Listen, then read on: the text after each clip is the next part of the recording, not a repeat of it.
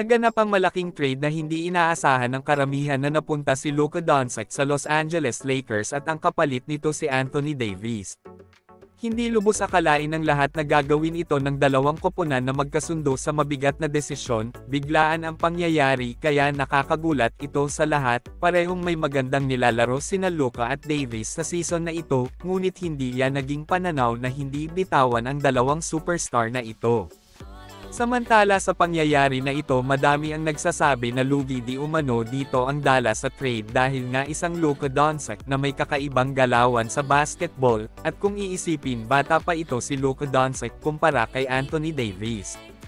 Main scorer ng Dallas Mavericks si Luka pero hindi nagdalawang isip na bitawan ito sa madaliang desisyon, mismong mga fans ng Dallas Mavericks hindi pa makamove on sa nangyari, at nagsasabi pa nga na ito daw ang worst trade in NBA history.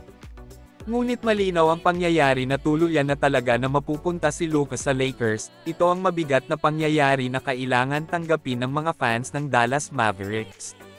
Well mismong si Luka Doncic nga ay hindi alam na i-trade siya, nagulat din siya sa biglaang pangyayari, ngunit ganun pa man wala na itong magawa kundi tanggapin ang katotohanan.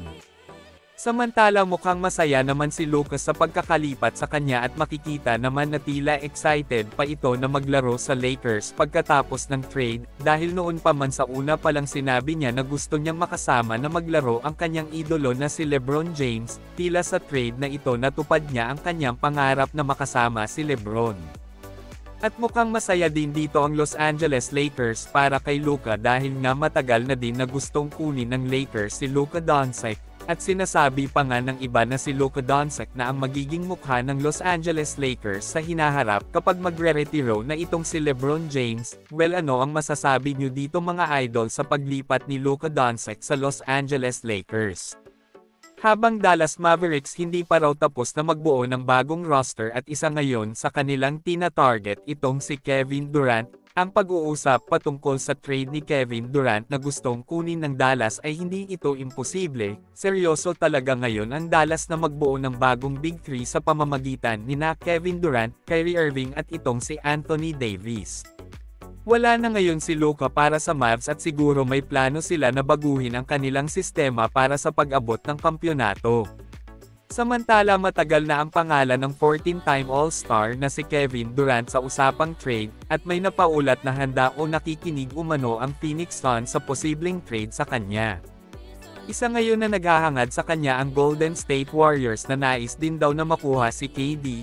Ang rumors na ito ay naging maingay noong mga nakaraang araw at mapa hanggang ngayon tumitingin pa rin ang Golden State Warriors sa maaaring pagbalik ni Kevin Durant sa Warriors. Sa naganap na malaking trade sa pagitan ng Los Angeles Lakers at Dallas Mavericks, malakas din ngayon ang Dallas sa nais pagkuha sa kanya, na magbuo ng bagong Big Three, at ayon sa ibang source seryoso daw ang Dallas Mavericks para dito. Maaaring hindi pa raw tapos ang general manager ng Dallas Mavericks na si Nico Harrison sa pagbuo ng bagong roster pagkatapos pakawalan si Luka, ngunit ang paglipat ni KD sa kanila ay nakadepende pa. Sa ngayon aabangan na lang natin kung magkatotoo ang rumors na ito patungkol kay Kevin Durant na mapupunta sa Dallas Mavericks na makakasama sina Anthony Davis at Kyrie Irving.